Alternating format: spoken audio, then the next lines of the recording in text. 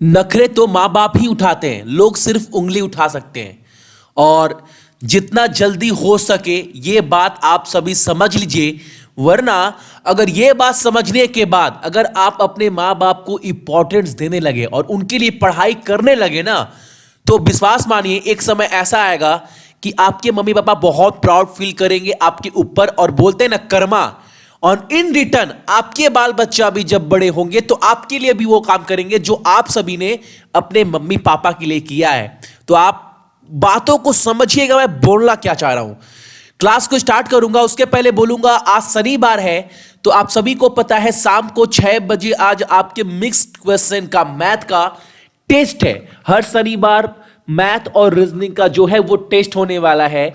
तो math class जो test है आपका वो शाम को 6 बजे है और रीजनिंग का रात को 10 बजे।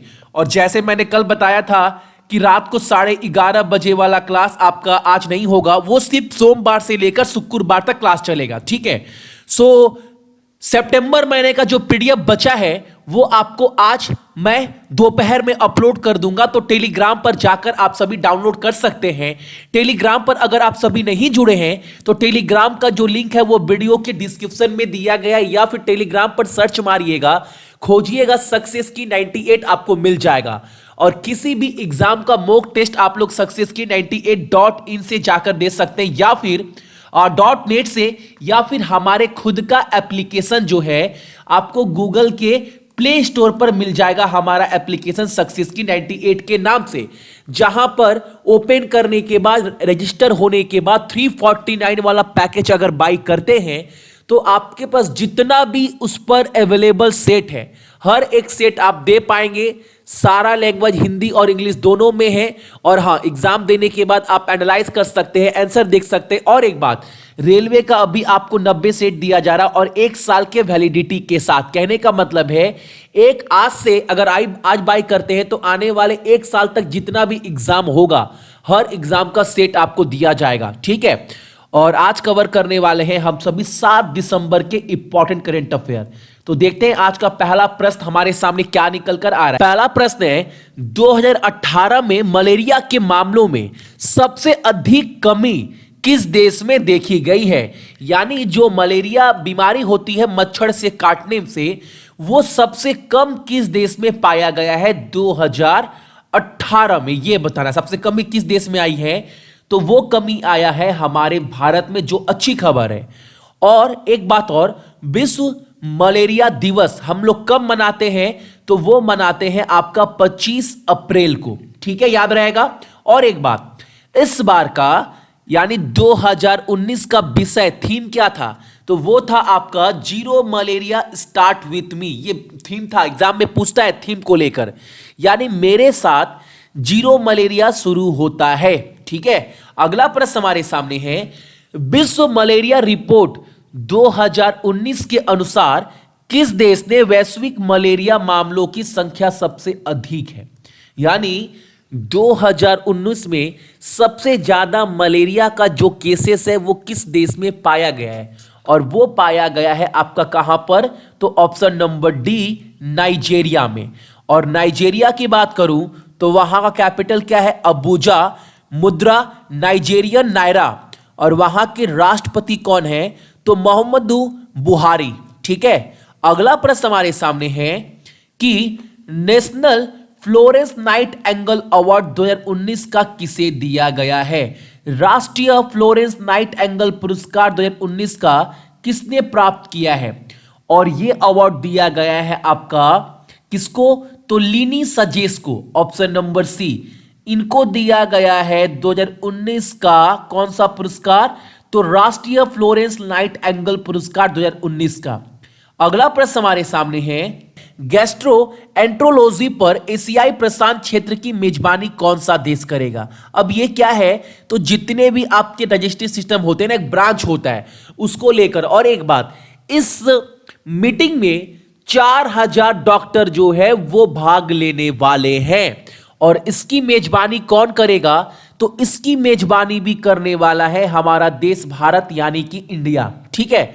अगला प्रश्न हमारे सामने है, निम्नलिखित भाषाओं में से किसने 6 दिसंबर 2019 को राज्यसभा में अपनी पहली शुरुआत की है। यानी राज्यसभा में बोलने वाली भाषा कौन सी है जो 6 दिसंबर को शुरुआत किया गया है राज्यसभा में, और वो भाषा है आपका संथाली। अब ये संथाली जो है वो कहाँ के लोग बोलते हैं ज्यादातर, तो ये बोलते हैं आपका उड़ीसा के, बंगाल के, झारखंड के लोग जो है वो संथाली भाषा ज्यादा बोलते हैं। तो संथाली भाषा जो है वो 6 दिसंबर 2019 को राज्यसभा में अपनी शुरुआत की है। ठीक है, अगला प्रश्न हमारे सामने है, वर्ल्ड का लार्जेस्ट यानी किस कंपनी ने दुनिया की सबसे बड़ी आईपीओ की घोषणा की है। आईपीओ का मतलब इनिशियल पब्लिक ऑफरिंग। अगर आप शेयर मार्केट के बारे में थोड़ा भी ज्ञान रखते हैं तो शेयर मार्केट में कोई भी अगर शेयर लॉन्च होता है तो पहले आईपीओ के रूप में ही लॉन्च किया जाता है।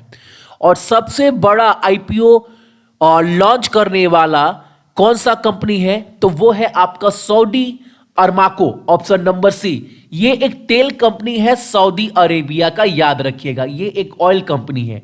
इन्होंने सबसे बड़ी आईपीओ लॉन्च करने का जो है वो घोषणा किया है। आईपीओ का फुल फॉर्म क्या है, इनिशियल पब्लिक ऑफरिंग।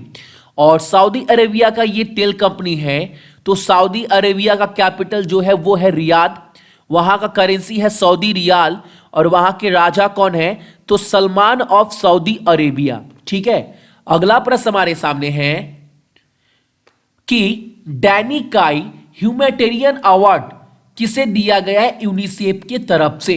यानी डैनी काई ह्यूमैनिटेरियन अवार्ड किसे दिया गया है यूनिसेफ की तरफ से, और ये दिया गया है आपका option number B, Priyanka Chopra को, जो फोटो में भी आप देख पा रही हैं।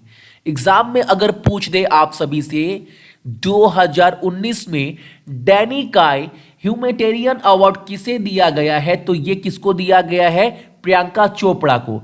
और एक बात याद रखिएगा, यूनिसेफ का जो हेड क्वार्टर है वो कहां पर है, न्यूयॉर्क में है। और यूनिसेफ के हेड कौन है, तो वो है आपका हेनरियटा एच फोर। ठीक है, अगला प्रश्न हमारे सामने है कि केंद्रीय मंत्री हरसिमरत कौर बादल ने किस राज्य में पहला मेगा फूड पार्क का उद्घाटन किया है। आप सभी को पता है जो केंद्रीय मंत्री हैं हरसिमरत कौर, इन्होंने इनोग्रेटेड किया है यानी उद्घाटन किया है पहला मेगा फूड पार्क का, और ये किस राज्य में, तो मध्य प्रदेश में। ठीक है, और मध्य प्रदेश के बारे में इंपॉर्टेंट तथ्य बात करूं तो कमलनाथ वहां के मुख्यमंत्री है, गवर्नर लालजी टंडन है, और कैपिटल जो है वो आपका भोपाल है। अगला प्रश्न हमारे सामने है, ये क्वेश्चन क्या बोल रहा है, कोणार्क महोत्सव और अंतरराष्ट्रीय सैंड आर्ट्स फेस्टिवल कहां आयोजित किया जाएगा। यह किया जाएगा आपका उड़ीसा में। और कहां पर, आप अगर उड़ीसा से हैं तो आपको पता होगा वहां पर सूर्य मंदिर है कोणार्क, आप सभी जानते हैं, वहीं पर एक मेला लगता है, वहीं पर जो है वो कोणार्क महोत्सव और इंटरनेशनल सैंड आर्ट का उद्घाटन किया जाएगा। यानी वहां पर ये मेला लगने वाला है इन दो चीज का। ठीक है, और उड़ीसा के सीएम कौन है, नवीन पटनायक, राज्यपाल गणेशी लाल, और कैपिटल तो वो है आपका भुवनेश्वर। अगला प्रश्न हमारे सामने है, हाँ इंपॉर्टेंट क्वेश्चन है ये वाला, एशियाई विकास बैंक के 10वें अध्यक्ष किसे चुना गया है। इंपॉर्टेंट क्वेश्चन है ये वाला कि एशियाई विकास बैंक के 10वें राष्ट्रपति यानी अध्यक्ष के रूप में किसे चुना गया है, तो उनका नाम क्या है, जो फोटो में आपको दिखाई दे रहे हैं यही बने हैं आपके एशिया विकास बैंक के 10वें अध्यक्ष, जिनका नाम क्या है, जिनका नाम है आपका मात्सुतोगु असाकावा।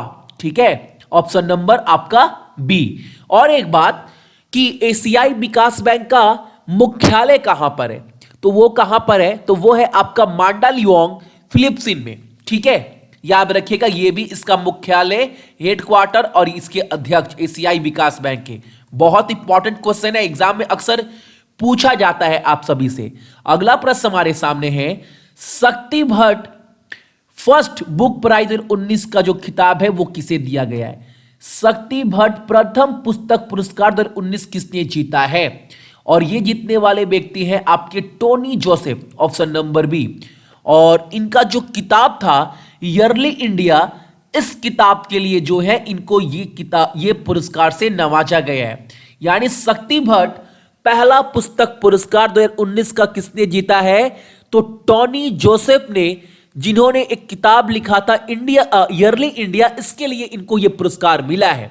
फोटो में देख पा रहे होंगे टोनी जोसेफ को और उनके किताब के कवर पेज को। ठीक है, अगला प्रश्न हमारे सामने है, स्वतंत्र सेनानी और पूर्व सांसद का निधन हो गया है। उन्होंने 1997 से 1980, यानी 1980 से लेकर 1997 तक खुजाराओ लोकसभा सीट का प्रतिनिधित्व किया है, यानी ये 17 साल जो है वो सांसद थे।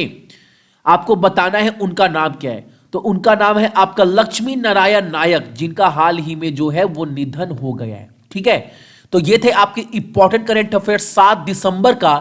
इसका संपूर्ण पीडीएफ आपको सक्सेस की 98.in पर मिल जाएगा और मॉक टेस्ट के लिए हमारा एप्लीकेशन सक्सेस की 98 डाउनलोड कर सकते हैं। ठीक है, और जाते जाते यही बोलूंगा कि क्लास का टाइमिंग याद रखिएगा ताकि आपका क्लास जो है वो बिल्कुल भी मिस ना हो।